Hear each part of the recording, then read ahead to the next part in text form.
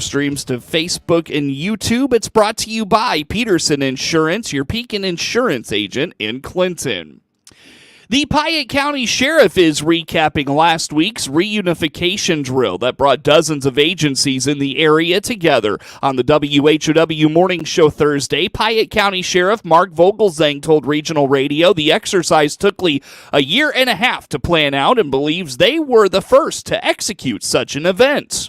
No, it's one of those I'm very proud of our community for doing this because I don't think it's been done around the country really much at all. Law enforcement's trained for many, many years now how to deal with an active shooter, and there's been a lot of training on that. But what happens after that? Mm-hmm. How do we get the kids from the affected area to another location and make sure that they're reunited with the correct parents? And have that accountability for the schools.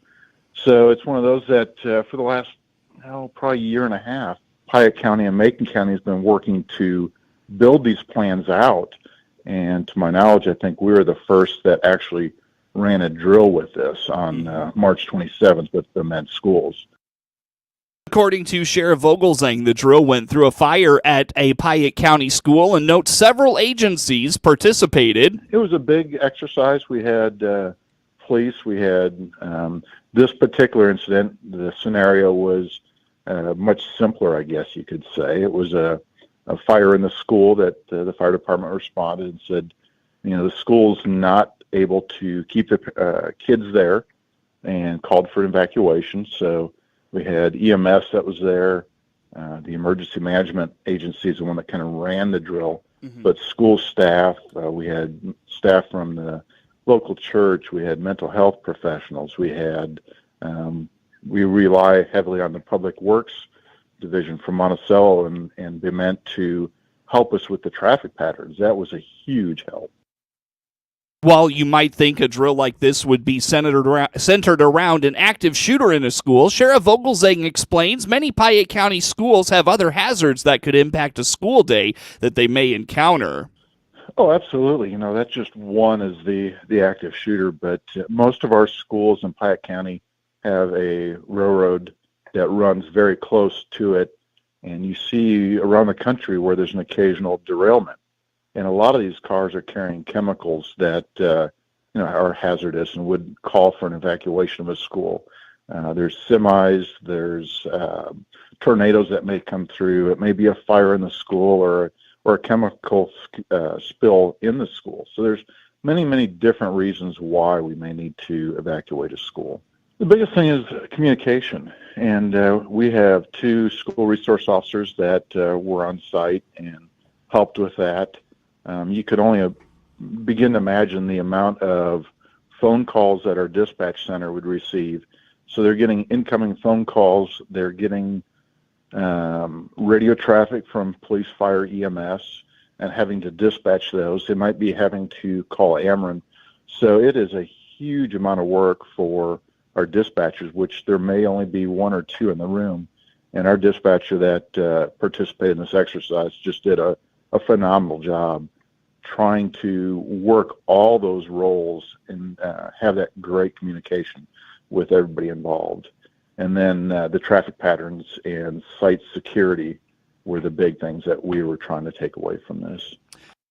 With the drill wrapped up, Sheriff Vogelzang indicates more meetings will take place to work through the issues they found during the exercise. He also adds they will work with the Regional Office of Education and the school districts for better communication in the event of this nature is necessary. If you take advantage of services at the Warner Library, they want to hear from you. Executive Director Bobby Perryman indicates they're asking patrons and community members to take a short 7-question survey that will help them as they start on strategic planning. So we are updating our strategic plan, and we realize we have not done any kind of community survey since 2018, and a lot has changed since then. Mm-hmm. So right now we're just doing a very short, very simple community survey. It's only 7 questions that we're asking anyone who is interested in the library to please participate. And it'll give us a baseline to see, are we meeting our patrons' needs? Are there things that we need to be doing better? Are there different things we could offer? So you can get the survey online if you go to our website, vwarner.org. It's right there on the homepage. Or if you prefer a paper survey, you can come into the library at 310 North Quincy anytime we're open and pick one up at the main desk. Everyone who participates, if they choose, will be put into a drawing for a $100 Monocle's gift card. So if you like Monocles and you have 3 minutes, please do our survey. According to Perryman, the library has not updated its strategic plan since 2019, and with the pandemic sandwiched in the middle of all of that, they are ready to revisit it. Really, it's the direction the library is going. So our strategic plan is just highlights 3 areas where we really put focus. Right now, those 3 areas are partnerships and outreach, discovery and skills, and preserving history. So the partners and outreach is just getting out into the community more and building great partnerships with all the other community organizations. Discovery and skills is just making sure we have all the information resources patrons need, be that books, ebooks, audiobooks, movies, whatever it is they need, programming, that we have that available. And the preserving history is pretty self-explanatory, but we have a very large local history collection that we've been working on preserving and digitizing and making available to patrons. So we just want to make sure that we're still meeting our patrons' needs right now. Perryman indicates the survey helps the library better focus and direct its resources where the community wants. Moving forward, they plan to have focus groups and those types of events to be more in tune with what the community wants from the library. So, example, one of the questions on the survey is just what's the most important library service to you? And we include everything from checking out items to coming to programs, just to make sure we're putting all our resources where we need to allocate them. And I do want to mention the survey runs through April 27th, so you still have plenty of time to get it done. And we've had about 70 responses so far. I'm hoping to get at least 100. I know it's kind of hard with surveys. If I get more, that's even better. This is just the first step in our strategic plan tweaking, because we'll also be doing more focus surveys and some focus groups just with the different people in town, different organizations in town, again, to make sure we're allocating our resources properly to meet the most needs. I am working with 2 of our board members. We've made a strategic plan committee, and our first step right now is just doing this kind of baseline survey just to see how we're doing at our most basic functions, and we will have the strategic plan redone by the end of the year. To take the survey, you can visit vwarner.org or stop into the library at 310 North Quincy Street in Clinton for a paper copy. Perryman reminds the survey runs until Saturday, April 27th. News time is 17 minutes after 7 o'clock here on this Friday. We've got plenty more coverage of news coming your way next on WHOW. This is Scott Baum at Baum Chevrolet Buick here in Clinton. We believe in putting customers first. That's how we started, and it's why we go the extra mile for our customers. Looking for a new or used vehicle? We have transparent pricing for new and used cars, trucks, SUVs, and crossovers. See all our pricing and pictures online at your convenience. Or come in and visit our full-service team today at Clinton or Farmer City. BaumChevyBuick.com. Right from the start. News time is 18 minutes after 7 o'clock here on this Friday. Again, I'm Seth Lawrence with you folks today for this expanded local newscast. A Taylorville High School juvenile was arrested Wednesday and charged with possession of a stolen firearm. Authorities say several firearms were recovered, along with ammunition and extra magazines. One of the pistols had the serial numbers filed off, and the investigation included theft of firearms and an incident that happened at Taylorville High School. Taylorville Police and the Christian County Sheriff's Office were involved in the arrest. Keep it to Regional Radio for more on this story. A woman has been arrested following accusations of child grooming. It's reported February 26, 2024, the Christian County Sheriff's Office became aware of an adult female within Christian County who had sent unwarranted texts to multiple juveniles. The Christian County Sheriff's Office began the investigation in the situation on April 2nd. 36-year-old Ashley N. Getz was arrested by the Christian County Sheriff's Office and charged with grooming. Getz is in custody at the Christian County Jail. The state's treasurer is asking for the state's law to change to allow parents who are saving for college to not have to worry about what might happen if their child does not use or need funds in a state 529 plan. The federal government recently allowed parents to roll over unused college savings accounts to a Roth IRA. Mike Frerick says a change in state law needs to be made to allow Illinois residents to benefit from the change. People find excuses for not saving. They say things like, well, what if my kid doesn't go to college or some post-secondary education? What if my kid is a genius or a star athlete and they get a full ride scholarship? Now, we all want a brighter future for our children, but we also have aspirations for ourselves. And we want someday to be able to have a retirement with dignity. So we think that this legislation passed by the federal government is great for two reasons. It encourages more people to save for their kids' future and allows planning for retirement as well. Currently, leftover funds can go to another family member or be withdrawn, but with tax penalties. Just days away are we from the April 8th solar eclipse. Southern Illinois will be in the path of totality, and there are a number of events across the region, including a Cache River Canoe solar eclipse tour, says Carol Hoffman with the Southernmost Illinois Visitors Bureau. You can be out in the middle of the Cache River wetlands, which, is a swamp-type atmosphere. It would be interesting to hear how all the sounds of spring change during the eclipse with the frogs and the birds and any of those types of sounds, how as it gets dark, what changes, and then as it becomes light again. So that is another unique experience along the Cache River.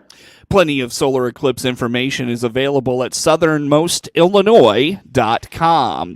Making last-minute plans to see that solar eclipse in southern Illinois? If you have not booked a spot or found a place to go, the World Shooting Complex in Sparta might just have some room. Skip Klinger is the executive director of the facility and says they have lots of parking spots. There's a lot of state parks here in southern Illinois and Illinois alone, and they're all very good. Ours is somewhat unique because we have 1,600 acres, and it's fairly flat, open, so the viewing will be very good. We have 3,708 parking spaces that are on asphalt. So there's plenty of room for everybody to park.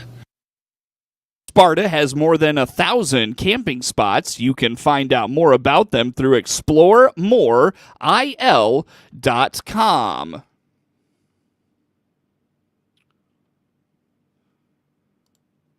USDA recently issued a report looking at how global production of agriculture production has grown and developed over a 6-decade period, including in the realm of sustainability. Rod Bain delves into the findings in this report.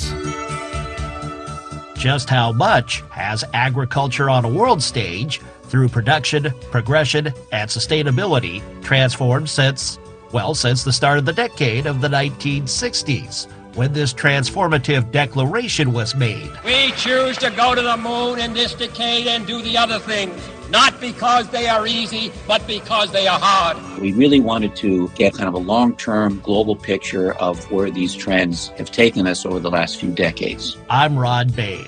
USDA research economist Keith Fugly joins us as we look at the findings of a recent study on the transformation of global agriculture over the past 6 decades, in this edition of Agriculture USA. The Agriculture Department's Economic Research Service recently crunched data to get a better idea of how global agricultural production has transformed over a 6-decade period since 1961. Among those overseeing this study and reporting on its findings, USDA economic researcher Keith Fugly. What this report tries to do is look at broad trends in global agricultural production, resource use, and productivity, how productive those resources employed in agriculture have been. The report not only looks at productivity, but how ag on a world scale has impacted long-term sustainability from 1961 to 2020.